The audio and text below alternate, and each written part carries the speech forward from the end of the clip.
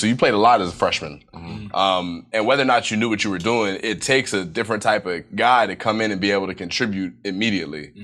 I remember when I left and you would come in, Coach Franklin and I had a discussion about you. I'm like, hey, how's my guy Zane doing? He's like, the kid works hard, great athlete. I don't know what's funny about that. I don't know what I said that was funny. He's a D-line consultant. I'm just checking in. I'm the vet. Checking in on the young guys. Either way, the narrative around you immediately was your work ethic, your athleticism, and all those things. Take me back to when you were a young guy and your mindset coming into the program that allowed you to find success immediately. Yeah, first thing I want to do when I step foot on campus is earn everybody respect. So controlling what I could control. We didn't have pads at the time, so all I could control was my work ethic, how I go about everything, having a positive attitude, just trying to bring everybody up in the locker room. You talk about bringing everybody up in the locker room. One thing that brings me up anytime I talk to a Florida guy, the Florida lingo, the Florida accents. I don't remember what let's actually get into this because I remember sitting on the couch, one of the first conversations we had, we're watching a highlight tape. Yeah. And then it's real quiet. It's me, Doc, you, and all of a sudden you let me know that jit on the screen is twerking. I don't know what that means. I still don't know what that means. So walk me through that as a Florida resident. So jit twerking is used like somebody tripping, or he probably hit a move on somebody and made a jit twerk. That mean like made him fall, broke his ankle type deal. Right. Yeah. What is a jit though? What is a jit? Yeah, what is a jit? It's anything you want it to be. Okay. Jit is jit like John then? Like how they kind of use it in Philly? I don't know about no John. I don't know about that. Oh, yeah, you only know John as a name. Okay. So, like, that right over there, we have Caleb Artis in the building. So, that jit over there, Caleb Artis, like, he's a jit. Is jit twerking right now? Nah, jit twerking over there? Jit's not twerking. Jit vibing. All right. Do you think that you have an accent? Like, when you're in the locker room, you like everyone else has an accent. You're good. Like, you're the girl in the green. No, nobody got an accent, I don't think. No. You don't hear it in yourself. You're not I'm good. Like, I'm like just twerking. Like, we're good. No, I don't know about that. You come from Florida. You're in central Pennsylvania, and it doesn't take a genius to be able to tell you that it gets a little bit chillier here in central PA. Yeah. Talk about the transition, not just from the weather perspective, but being so far from home. I know you got a great family. I got to meet them on your official, and talk to me about that experience. Transition to the cold wasn't that bad for me.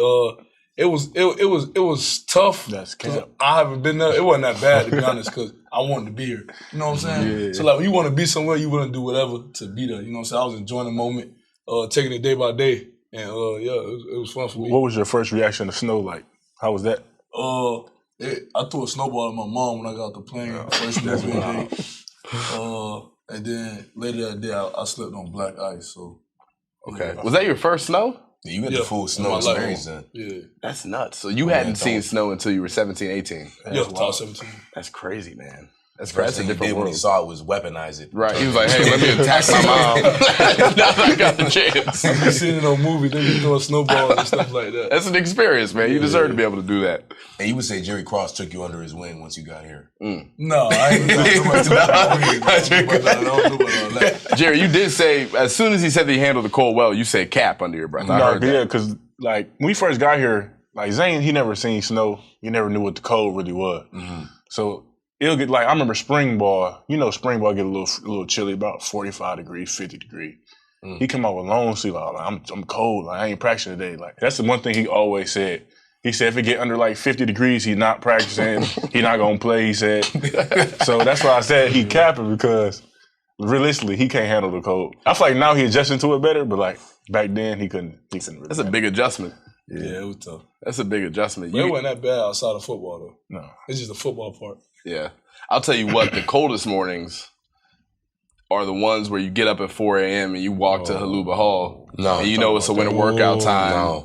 And you got Devon Lee standing next to you, rapping Drake at 4:15. You can see your breath. You want to know how cold it gets. Yeah, man, I would say the morning locker room is a time matrix. Because you have one guy in there that didn't even go home. He's stuck in the facility. So he's ready.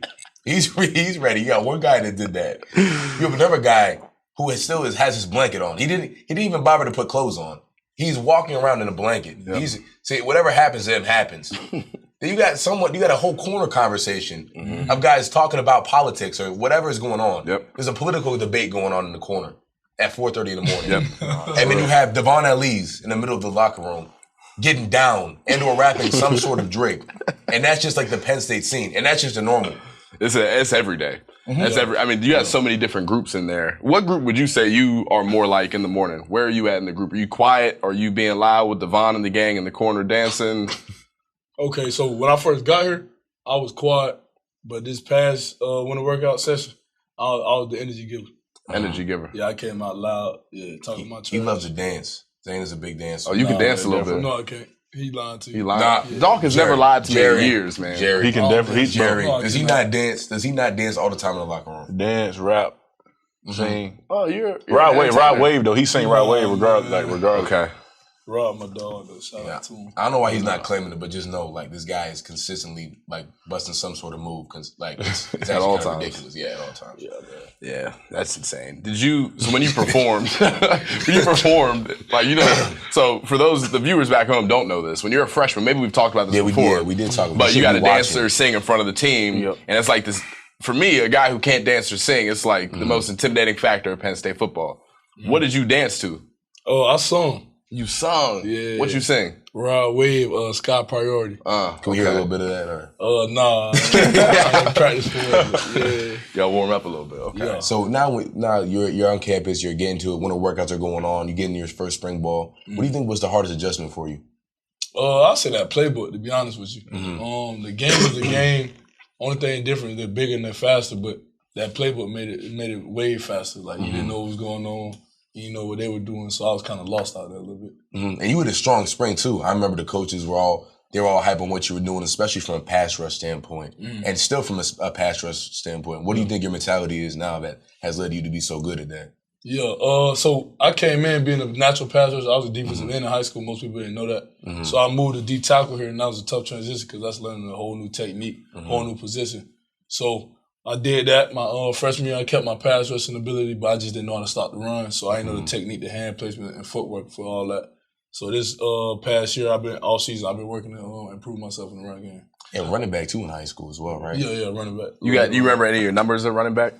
I had like maybe 6 carries for like 100 yards, something like that. Oh, so you were averaging. I wasn't 6 carries for 100 yards. Yeah, I wasn't running like that. Maybe that's 80 crazy, or something though. like that. I wasn't running that much.